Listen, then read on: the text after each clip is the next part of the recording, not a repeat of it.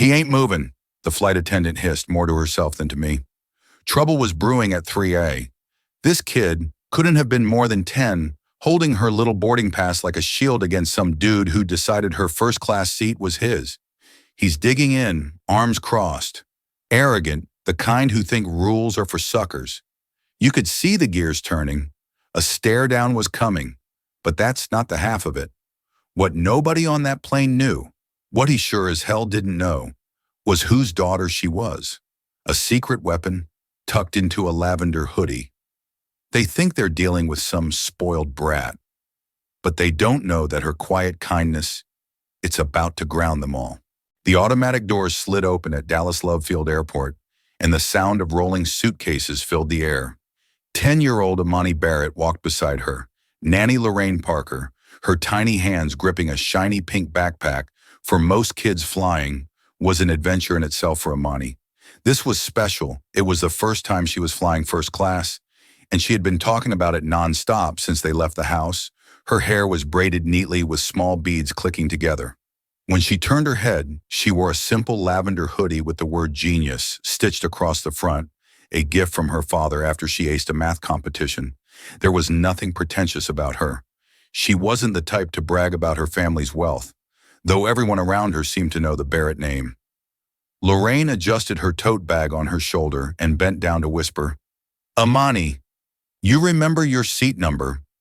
Imani nodded quickly, proud that she'd memorized it. 3. A window seat, she announced with a smile. Her voice bouncing with excitement, other passengers glanced at them as they joined the boarding line. Some smiled politely. Others barely noticed, eyes glued to their phones.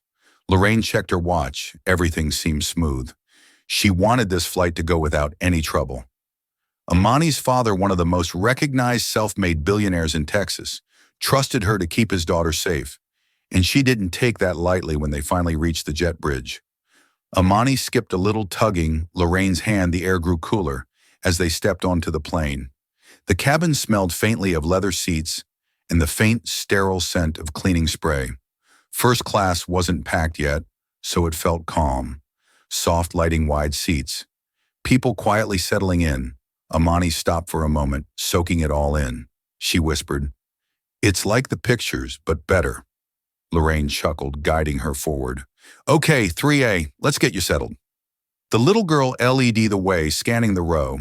Numbers, her backpack bouncing, she spotted row 3 and lit up. But her smile faltered when she saw something she didn't expect. Seat 3A wasn't empty. A heavyset man, maybe in his mid-50s, sat there with his arms crossed. He had pale skin that flushed easily, short, thinning hair, and a round face set in a smug expression. His black polo shirt stretched tight across his stomach, and a half-open newspaper rested on his lap. He didn't look up as Imani paused in front of him. Instead, he shifted slightly as if to make himself more comfortable, claiming space that wasn't his. Imani looked at Lorraine, then back at the man. Her voice came out soft but clear. "Excuse me, sir. That's my seat 3A. She held up her boarding pass with pride, pointing at the number. The man finally looked up, his pale blue eyes, narrowing, his lips curled into something between a smirk and a sneer. "I think you've made a mistake, little girl. This is my seat." Lorraine immediately stepped in, her tone polite but firm. "Sir, she's correct. This is her assigned seat.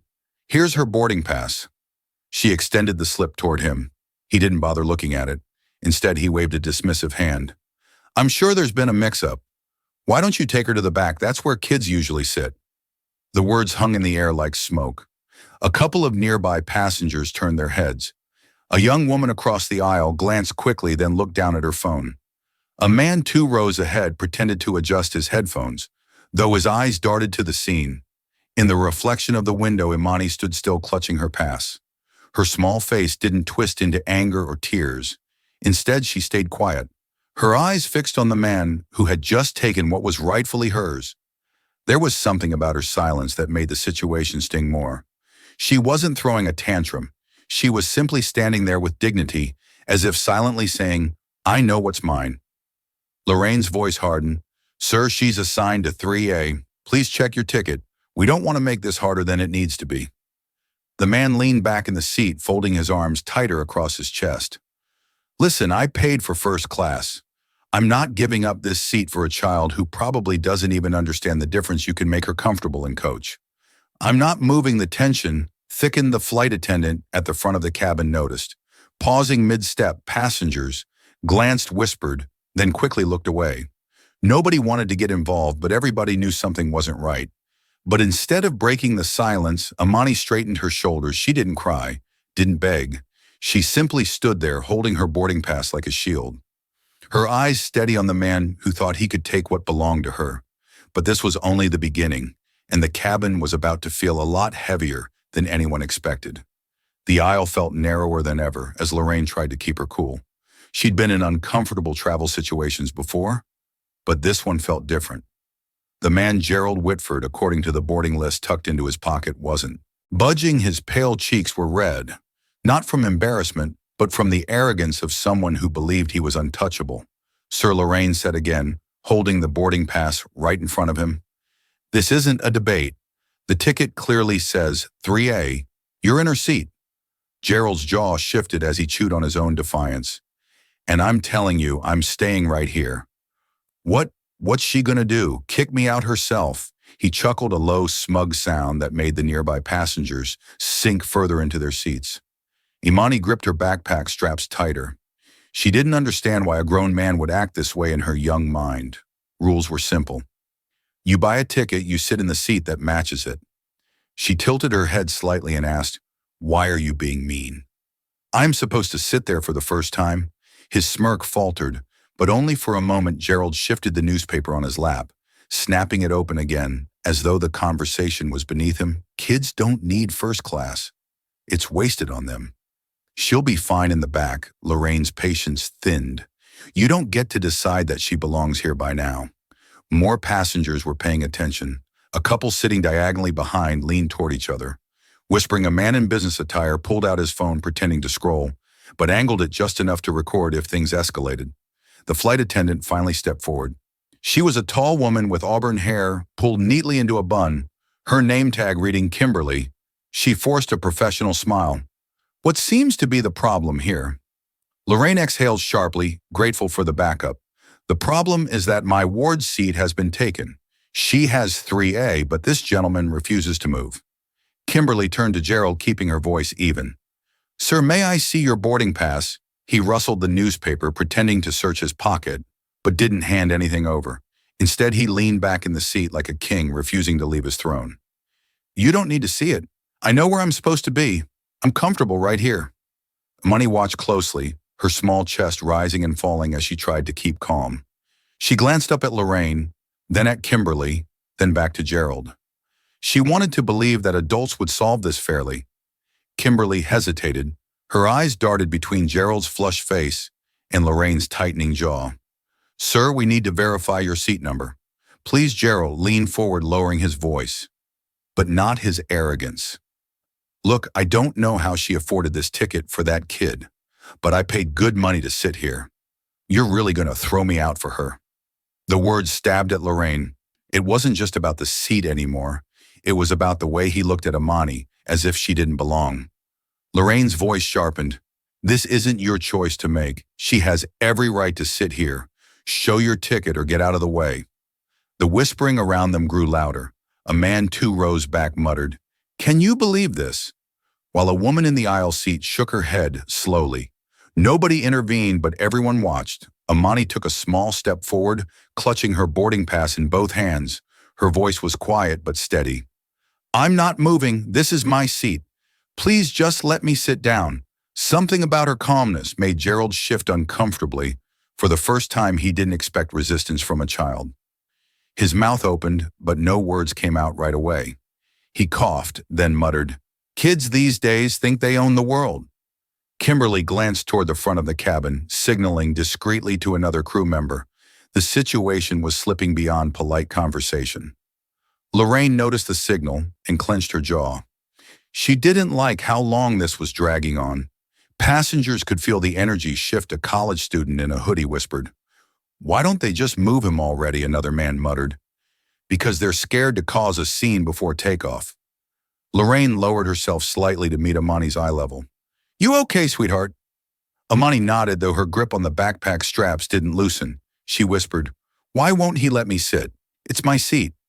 Lorraine brushed a braid from Amani's cheek and gave her a reassuring smile, because sometimes people think rules don't apply to them. "But we're not backing down," the flight attendant cleared her throat, trying one last time. "Mr. Whitford, I need to see your boarding pass right now." He sighed loudly, throwing his hands in the air as if he were the victim of harassment.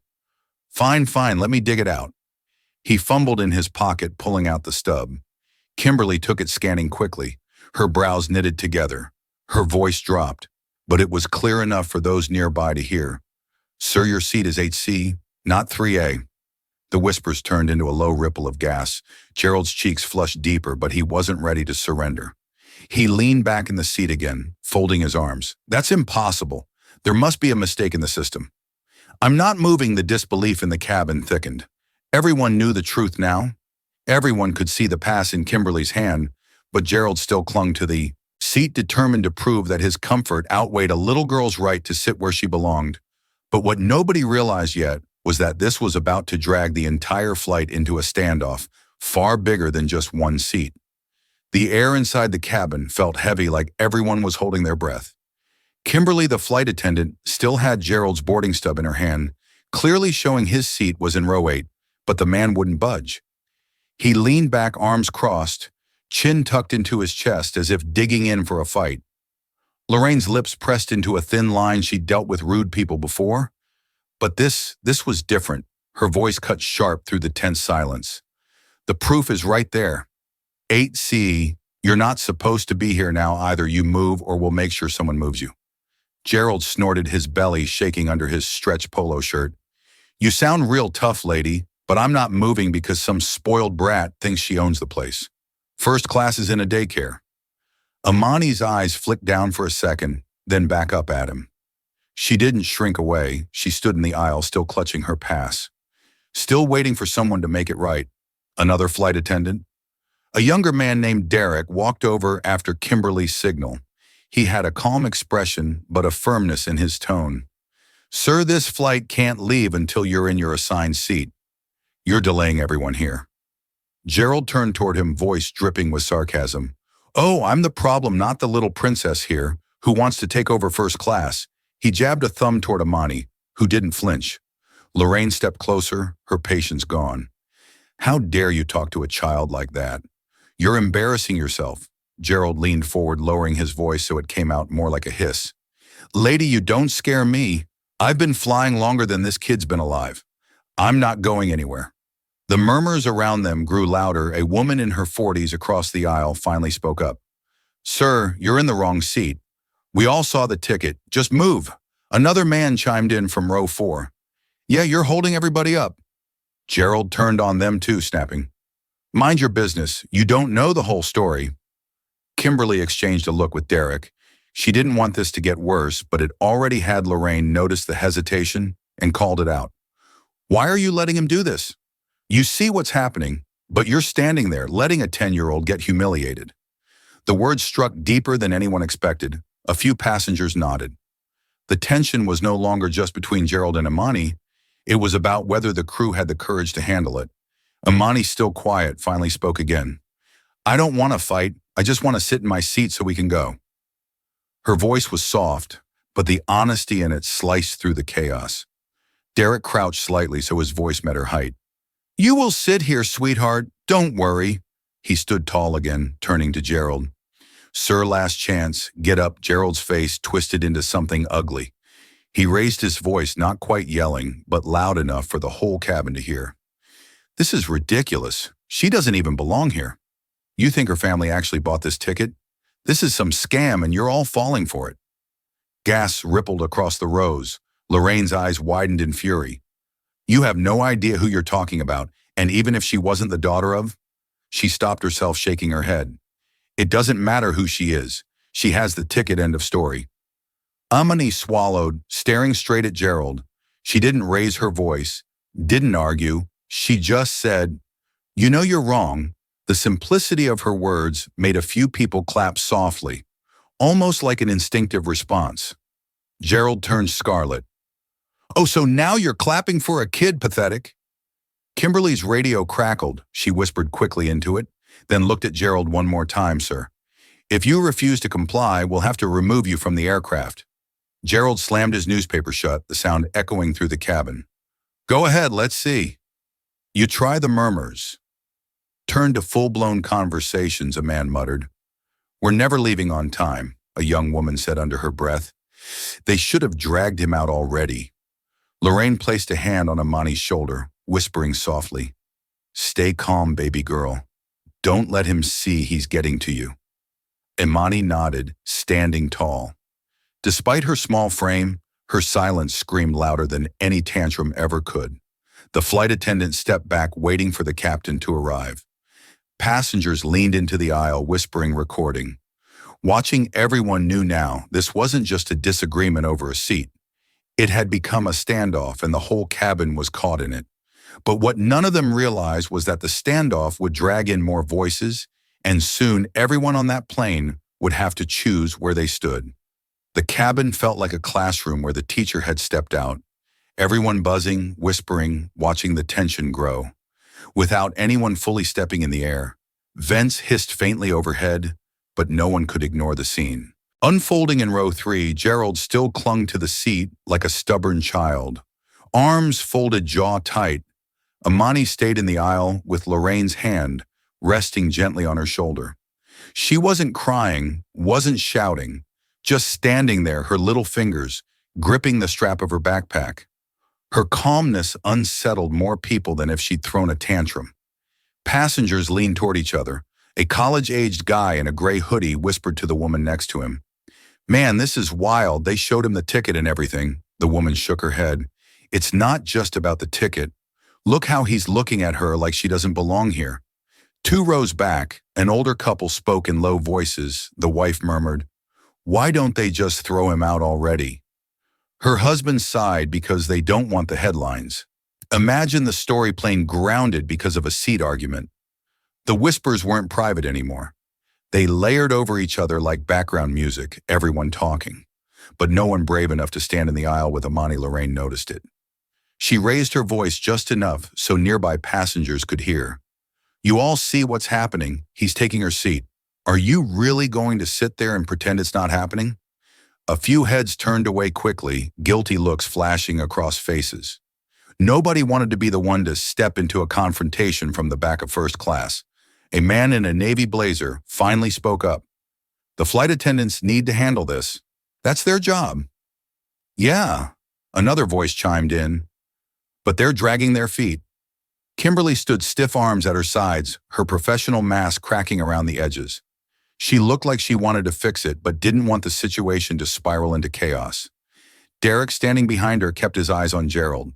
Jaw set, Gerald, fueled by the fact that nobody was physically removing him, raised his voice. You see, nobody's making me move because they know I'm right. This seat's wasted on a kid. A murmur of disapproval swept across the rows. A woman with braided hair shook her head. What's wasted is all of our time because you can't follow the rules. Gerald shot her a glare mine. Your own seat, Amani's soft voice cut through again. I just want to sit down. That single sentence hung in the air, quieting the whispers for a moment. There was something about the innocence in her tone that shamed the adults who had been too afraid to speak louder. A man in his 30s leaned into the aisle and said firmly, Kid's right. Let her sit. Another passenger followed. Yeah, this is ridiculous. Still, Gerald stayed planted, his knuckles whitened as he gripped the armrest. He was sweating now, beads glistening on his forehead, but his pride wouldn't let him back down. Lorraine sighed, leaning down to whisper in Amani's ear.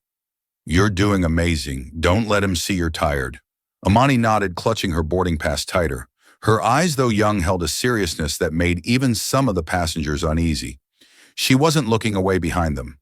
In row 5, a teenager whispered to his mom, Why is he picking on a kid that's messed up? His mom whispered back. Because people like him think they can get away with it. The cabin became a chorus of quiet conversations, each side of the aisle split between frustration, disbelief, and fear of getting involved. Some people pulled out their phones, others tried to bury themselves in magazines or screens, pretending it wasn't happening. Lorraine straightened her shoulders and turned to Kimberly. You see, everyone knows he's wrong. If you don't handle this, You're letting him humiliate her in front of the whole cabin." Kimberly hesitated, then nodded faintly. "We've already contacted the captain." Gerald smirked, twisting her words. "See, even the captain has to deal with this. Just for me? That should tell you who's in charge here." Passengers groaned. The college student muttered loudly, "You're not in charge of anything, man. You're just stubborn," but Gerald didn't hear him or pretended not to. He leaned further back into the seat, eyes closing for a second, like he was settling in for a long battle. Imani's voice, barely above a whisper, reached him.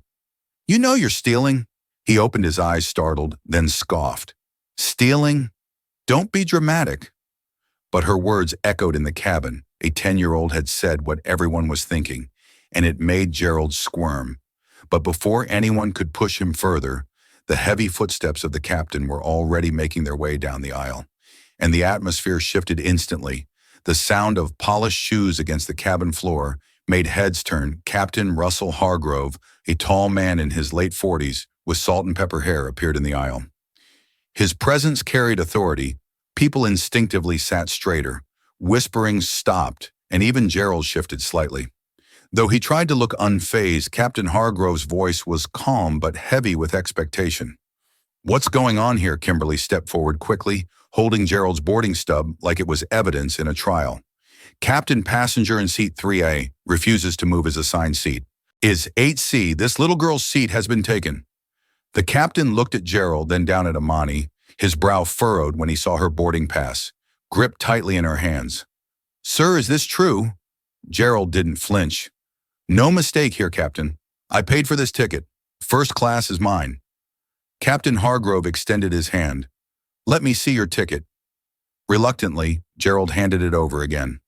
The captain studied it for all of 2 seconds before lifting his eyes. "Ha, 8C, this isn't your seat." "You know that," Gerald puffed out his chest. "The system's wrong. I'm not moving for some kid who doesn't even belong here."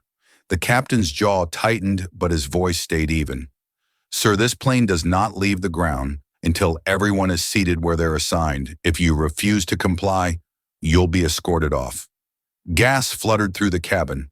Passengers looked from the captain to Gerald, sensing this was the breaking point. Gerald laughed dryly, shaking his head. "You think I'm scared of being escorted off? I've flown more miles than you've piloted, Captain. You're not tossing me out because of her." He pointed at Imani with a jab of his finger. Imani didn't flinch. She just stared at his hand, then back at his face. Her small voice steady. "That's my seat. I'm not leaving." The cabin went quiet. Her calm, unshaken tone made Gerald look smaller, even though he filled the seat. Lorraine placed a hand on her shoulder. Proudly, "She's right, Captain. She shouldn't have to beg for what she already paid for." The captain nodded, slowly agreeing, but he didn't move Gerald right away. Instead, he pulled Kimberly and Derek to the side, their hushed voices carrying just enough to be overheard by the rows nearby. Kimberly whispered, "If we drag him out, someone's going to film it. That video hits the internet, and suddenly we're the ones in trouble." Derek shook his head. "If we don't, people are going to say we let a grown man bully a child."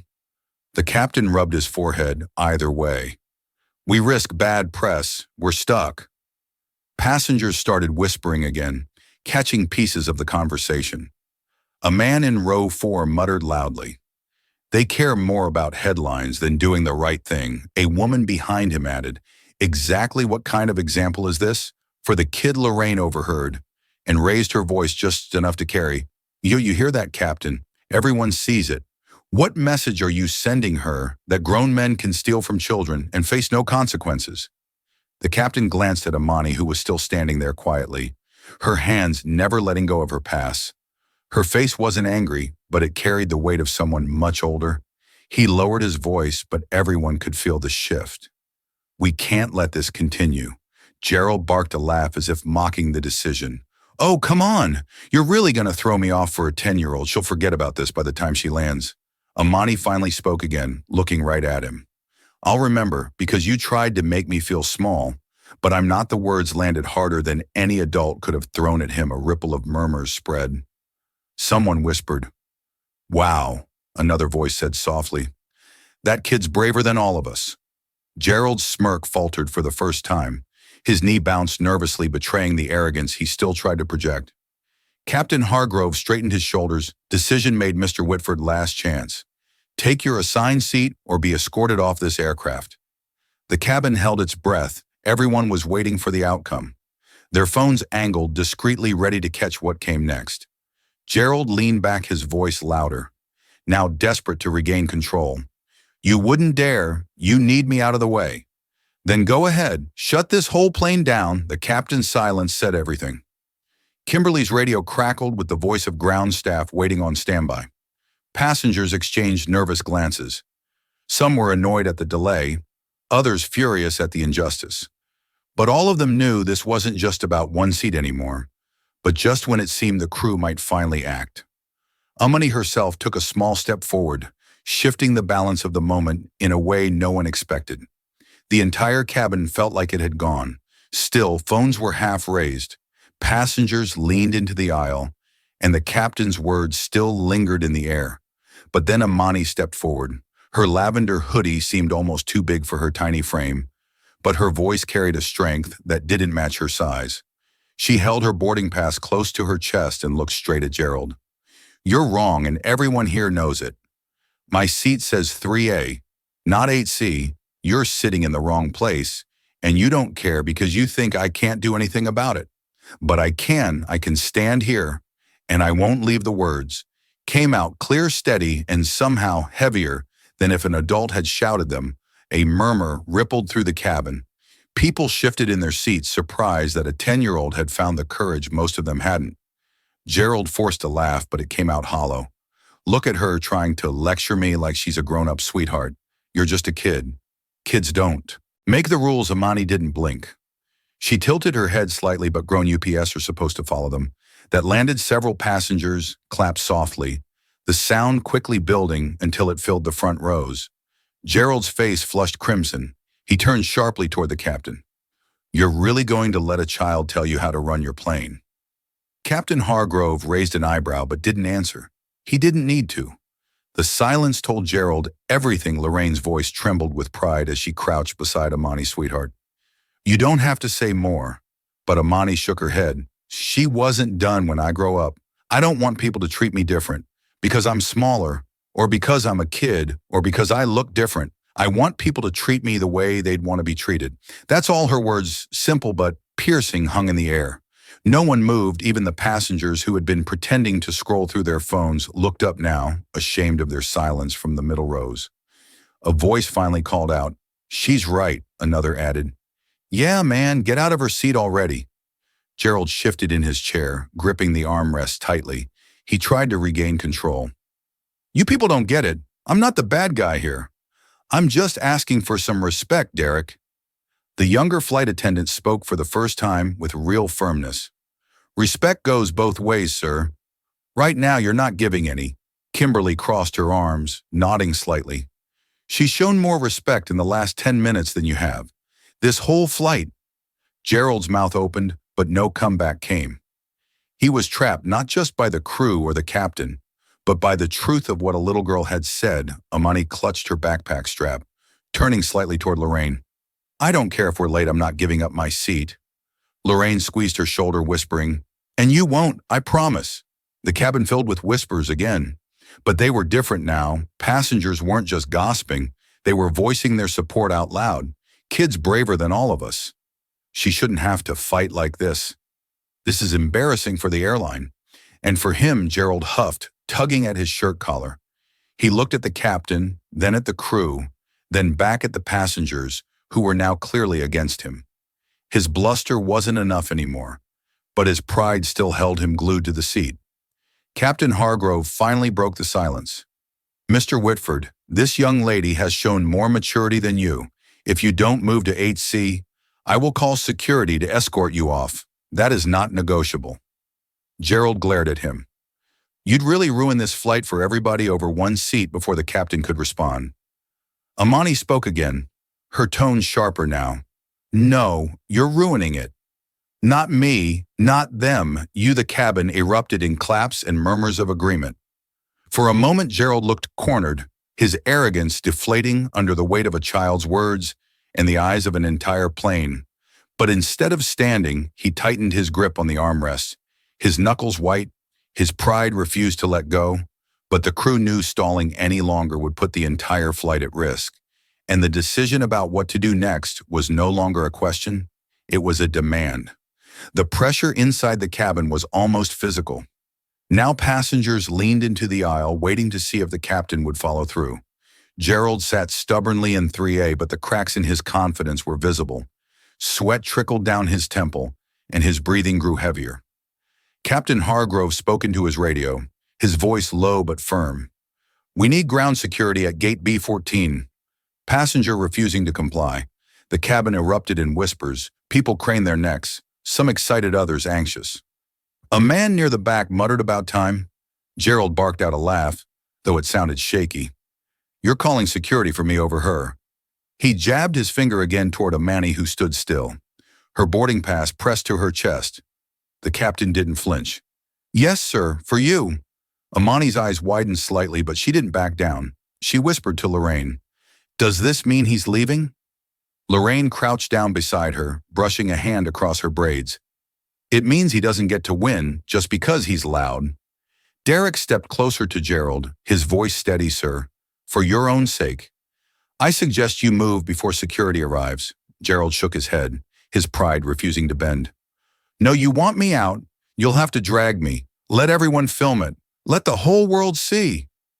Passengers murmured again. Some lifted their phones higher. Eager to capture the moment, a woman whispered, "He actually wants to be dragged out. He's lost it." Kimberly tried one last attempt. "Mr. Whitford, please don't make this harder than it needs to be." "Think about the other passengers." Gerald's lips curled into a bitter smile. "I am thinking about them. I'm standing up for them. Nobody wants to admit it, but first class is for people who earned it. Not for little girls playing princess." The words hit the cabin like a slap. Gasps, groans, and even a few angry shouts filled the air. Lorraine rose to her full height, her voice sharp. "How dare you? She has every right to be here, more right than you, considering your seat is back in row 8. Amani's eyes didn't waver. She said softly, "You don't get to decide who belongs. You're not the boss here."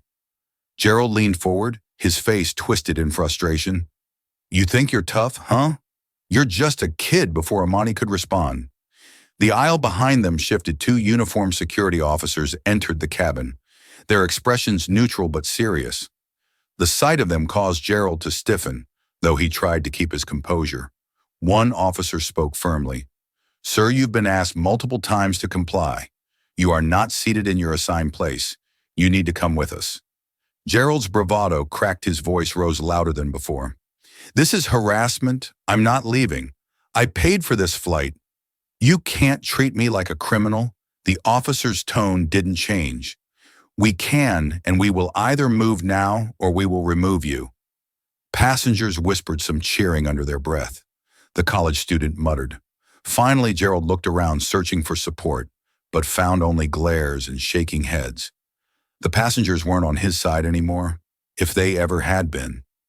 He turned to Amani, his face twisted with frustration. "You happy now? You're ruining everything." Amani's small voice cut back, steady and calm. "I didn't ruin anything." "You did." The words silenced him for a moment. Even the officers paused, as if impressed by her clarity. Lorraine stood tall, her arm protectively around Amani. "It's over, Gerald. Stop embarrassing yourself." But Gerald's pride wouldn't let go. He shoved his arm against the seat back, anchoring himself. "I'm not moving." The officers exchanged a look, then stepped forward. The passengers leaned into the aisle, some holding their breath, others holding up their phones. The first officer said firmly, "Sir?" Final warning. Gerald's face turned beet red. "Then do it. Drag me out. Show everyone how this airline treats paying customers." The officers moved in, each grabbing an arm. Gerald flailed, his protests echoing through the cabin, but his bulk couldn't stop trained hands. Passengers gasped. Some shouted, others clapped. Amani watched quietly, her grip on Lorraine's hand tight, but her eyes unblinking. She didn't look away, didn't flinch. She just watched as justice finally arrived, not through anger but through patience and truth. But while Gerald was being hauled out, nobody expected the fallout that came next. The plane itself wouldn't be leaving anytime soon. The cabin buzzed with energy as Gerald was hauled down the aisle, still kicking and shouting, his voice echoed, even as the security officers pushed him through the jet bridge. "This isn't over. You'll hear from my lawyer. All of you are sheep." The door closed behind him, and for the first time since boarding the cabin exhaled. Passengers clapped, some louder than others. A woman across the aisle said about time. The college kid in the hoodie chuckled, "I can't wait to see that video online." Lorraine bent down to Amani's level. "It's over, sweetheart. You did it." Amani shook her head softly. "No, he did it to himself." Her words struck Lorraine in the chest, almost making her tear up. This wasn't just a child parroting what she heard at home. This was Amani processing, standing taller than anyone expected. Kimberly cleared her throat, trying to regain control of the cabin. "Ladies and gentlemen, thank you for your patience. We'll be departing shortly." But she didn't sound convinced. Derek walked back up the aisle, muttering to her quietly, "Ops just called. They're grounding us until they review the situation." Kimberly's face fell. "You're serious," he nodded. "Policy, they don't want to risk taking off until they file a report?" The announcement hadn't been made yet, but words spread quickly. A man groaned loudly. "You mean after all that we're not even leaving?" Another passenger muttered, "Figures, always the innocent ones who pay the price." Amani overheard and tugged on Lorraine's sleeve. "Are people mad at me now?" Lorraine crouched, looking her in the eyes. "No, honey, they're mad at him. You just wanted your seat." But before Lorraine could say more, the captain returned to the cabin, his voice carrying authority. "Ladies and gentlemen, I regret to inform you this flight is being delayed for the time being. For safety and documentation purposes, we cannot depart until ground security clears us. I understand your frustration, but this is out of my hands." Groans filled the cabin. Some passengers cursed under their breath. Others sighed heavily, pulling out phones to rebook connections. The unity they had felt moments earlier quickly fractured into self-interest. A man in business attire muttered loudly, "All this because of one spoiled kid in first class." The words cut sharp. Lorraine spun around. "Excuse me?" She had every right to that seat. The man shrugged, unfazed. "Maybe, but now the rest of us are paying the price." "Could have let it go." Manny heard it too. She turned in her seat, her voice soft but piercing. "So you think it's okay for him to steal? Because it's easier for everyone else?" The man's lips parted, but no words came out. Other passengers looked at him with disapproval until he shifted uncomfortably and faced forward. That's when a woman sitting near the front spoke up, her tone thoughtful. "Do you all even know who she is?" Heads turned, Lorraine stiffened. She didn't want attention drawn to Amani's family, but the woman continued, "That's Amani Barrett.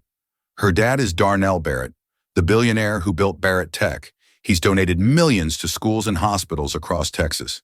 That's his daughter." The reaction was instant. Whispers raced through the cabin. "Wait, really?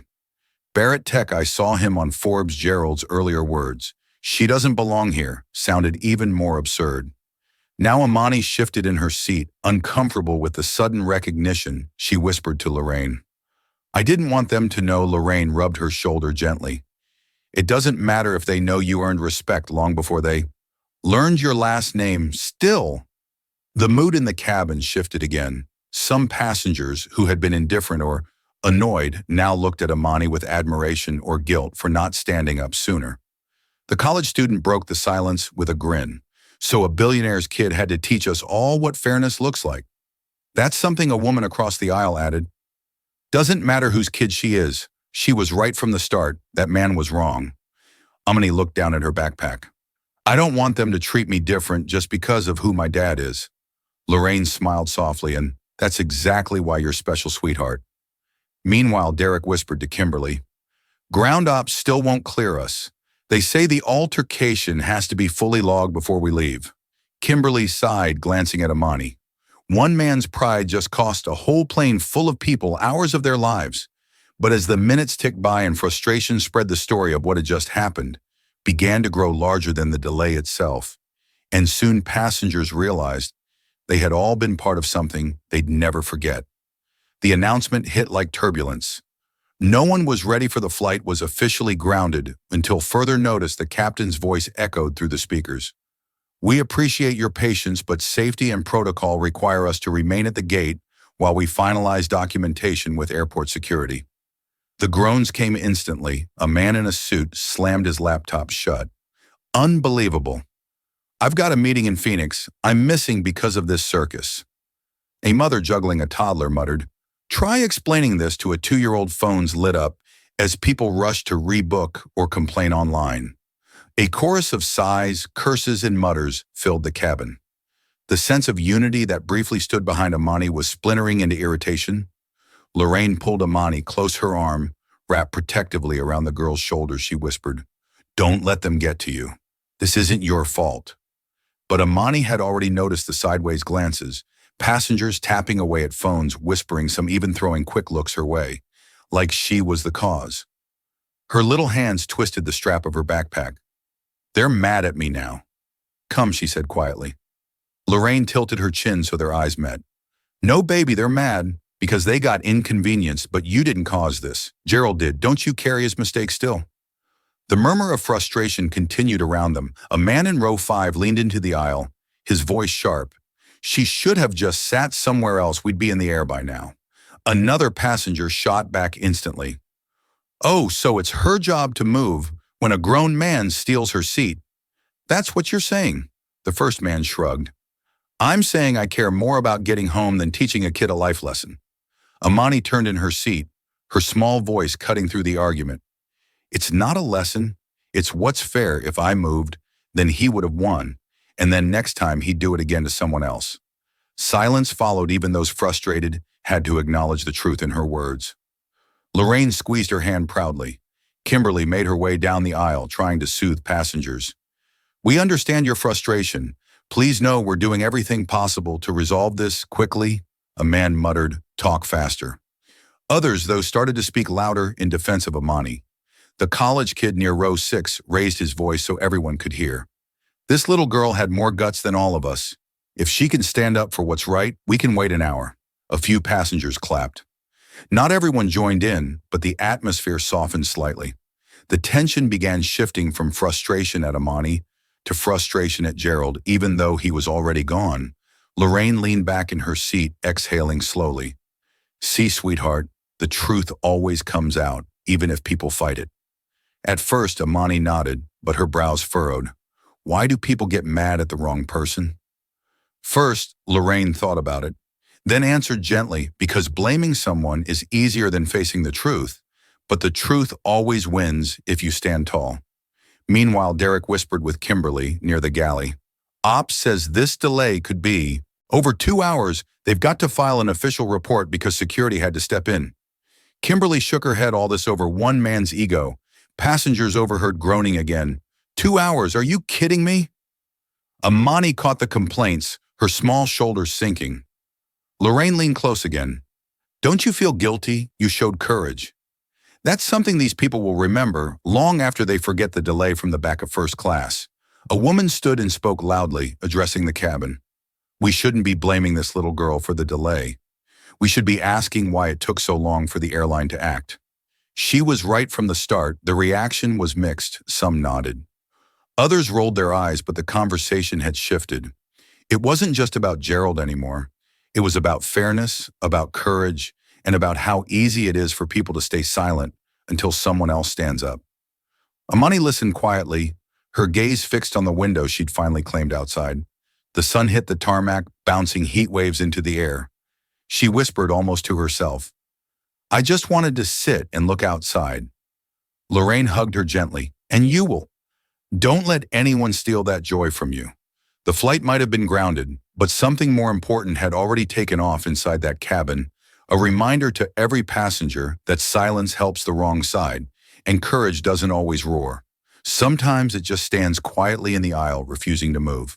But while the plane sat motionless at the gate, the story of what had just happened was already leaving the cabin, spreading to phones, social media, and soon the whole world. By the time the flight attendants announced they were still waiting on clearance, the mood in the cabin had shifted again. People were restless, but the fire of the argument had dimmed. Phones buzzed with notifications as passengers uploaded clips to social media. Whispered conversations turned into half-joking remarks about viral fame. The truth was, everyone knew they had just witnessed something that would live beyond this flight. Lorraine brushed her hand through Amani's braids. The little girl sat back in her seat at last, gazing out the window. Her boarding pass was still in her lap, as if she didn't want to let go of it until the wheels actually left the ground. "You handled that better than most grown UPS would have," Lorraine whispered. Amani turned her head. Her eyes thoughtful. "I didn't want to. I just wanted to sit. But he made me feel like I wasn't supposed to be here." Lorraine's voice softened. "That's exactly why it was important. You stood your ground. Sometimes people will test you. Not because you're wrong, but because they want to see if you'll give up, and you didn't." Amani nodded slowly, then looked back toward the aisle where Gerald had sat. "Do you think he's still mad?" Lorraine chuckled under her breath. "Probably, but his anger doesn't change the truth. He was wrong and everybody knows it now." A woman across the aisle leaned over. "Sweetheart, you were brave. Don't ever let someone take from you. What's yours? People like him. They thrive when others stay quiet." Amani gave a small, polite smile. She was shy about the attention, but her eyes brightened at the kind words. Not everyone was so gentle, though the businessman in row 5 sighed heavily. "Brave or not, we're still stuck here. Some of us have lives to get back to." Lorraine's head snapped in his direction, but Amani tugged her sleeve before she could respond. The little girl spoke for herself. "You're mad because we're late, but if I gave up my seat, you'd still be mad. People like him don't stop when they get their way. They just take more. Would you want that to happen to you?" The man blinked, caught off guard. He didn't answer. The cabin fell into a hush, and for the second time that day, Amani's words carried farther than any adult's argument could. The college kid grinned, breaking the silence. "She's smarter than half the professors." "I know." That got a few chuckles, lightening the mood. The captain reappeared, addressing the cabin. "We've been given clearance to depart in the next 30 minutes. Thank you for your patience. I know this wasn't the flight you expected." Passengers clapped lightly. Relief replaced some of the frustration. The tension finally began to lift as the crew prepared again for departure. Lorraine leaned close to Amani. "Remember this moment, baby. Not because it was hard, but because you stood tall. The world won't always be fair. People will test you, doubt you, even steal from you. But if you know your worth, you'll never let them win." Amani whispered, almost like a promise to herself. "I won't." The engines hummed to life, the cabin vibrating gently. Passengers shifted in their seats, buckling belts, tucking away phones outside the runway, stretched long and waiting. The incident might have delayed the flight, but it had left something behind too. A reminder that respect isn't about size, age, or status. It's about treating people the way you'd want to be treated. Some passengers would tell the story as an inconvenience. Others would share it as a headline, but a few, those who had really listened, would remember the courage of a 10-year-old girl who stood her ground without shouting, who reminded them that fairness doesn't ask for permission, it demands to be honored. As the plane taxied forward, Lorraine squeezed Amani's hand. "You did good." Amani looked back at her with a small smile. "I just wanted my seat, and maybe that was the lesson all along. Sometimes justice isn't about winning a fight. Sometimes it's about refusing to shrink, even when the world tries to push you back." This story reminds us that silence in the face of wrong only helps the wrong side. Courage doesn't always roar. It can stand quietly, holding its ground, refusing to be moved. If this story moved you, take it with you. Speak up when you see unfairness. Teach the next generation to stand tall, no matter their size or age. And remember, true respect is never given to those who steal it. It belongs to those who earn it.